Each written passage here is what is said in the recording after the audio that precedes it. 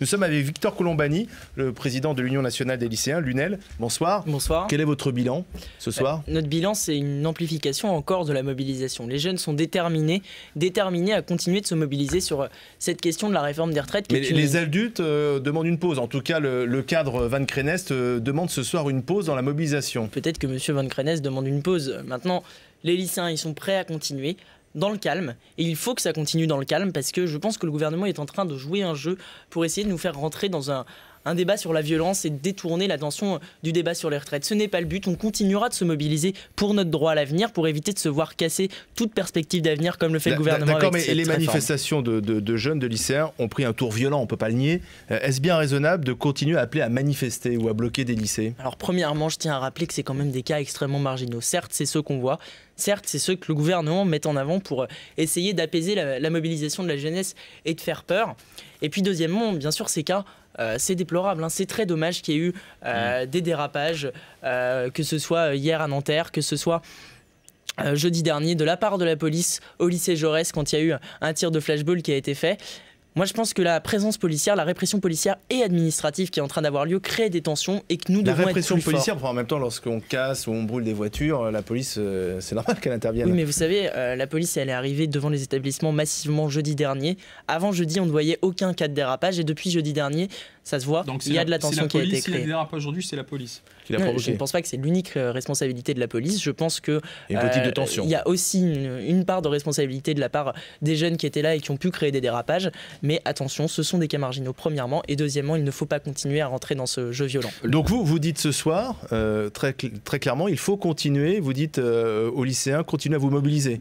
Il faut continuer la mobilisation dans le calme, comme c'était le cas dans la majorité des cortèges aujourd'hui.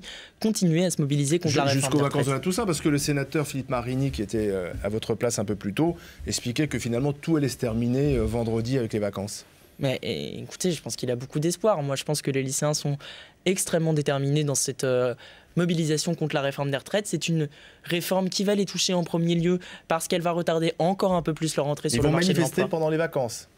Alors, je ne sais pas s'ils manifesteront pendant les vacances. Sont fermés. Je ne sais pas s'ils manifesteront pendant les vacances, mais je suis assez confiant quant à la remobilisation des lycéens après à la rentrée. À la rentrée, même si le texte est voté au Sénat et a priori il le sera d'ici dimanche. Mais ça, on a eu des exemples par le passé que même après le vote au Parlement, un texte pouvait être annulé, on le voyait pour le CPE, pourquoi ça ne se reproduirait pas? Mais Victor Colombani, vous demandez à participer à l'intersyndicale de jeudi, vous, à la tête de l'UNEL? Alors c'est pas le même, on n'est pas dans le même scénario que pendant le CPE où les jeunes avaient été liés à l'intersyndicale. Là c'est une mobilisation contre la réforme des retraites, c'est différent. Maintenant il y a eu des discussions hier avec l'intersyndicale, les jeunes et l'intersyndicale se sont rencontrés pour établir un texte et pour bien montrer que nous défilons tous ensemble dans la solidarité intergénérationnelle contre ce projet de réforme des retraites qui touche toutes les catégories d'âge de la société et c'est quelque chose toujours de très positif de voir une mobilisation qui rassemble autant. Philippe Marini disait « Je les trouve un peu vieux, ces jeunes, de penser déjà à leur retraite alors qu'ils ont 16 ans ».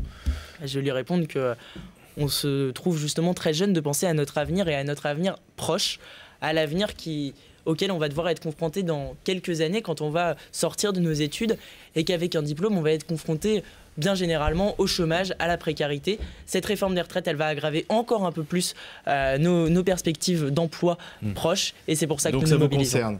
Donc ce soir, vous répondez, parce qu'on a entendu Nicolas Sarkozy ce matin dire que la réforme passera, François Fillon a fait preuve de fermeté, vous répondez à cette fermeté, on continue à se mobiliser, c'est ça? On continue, on est confiant.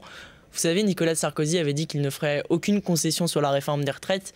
Il a fini par reculer sur la question des mères de famille. Il avait dit qu'il ne toucherait jamais à l'ISF et au bouclier fiscal.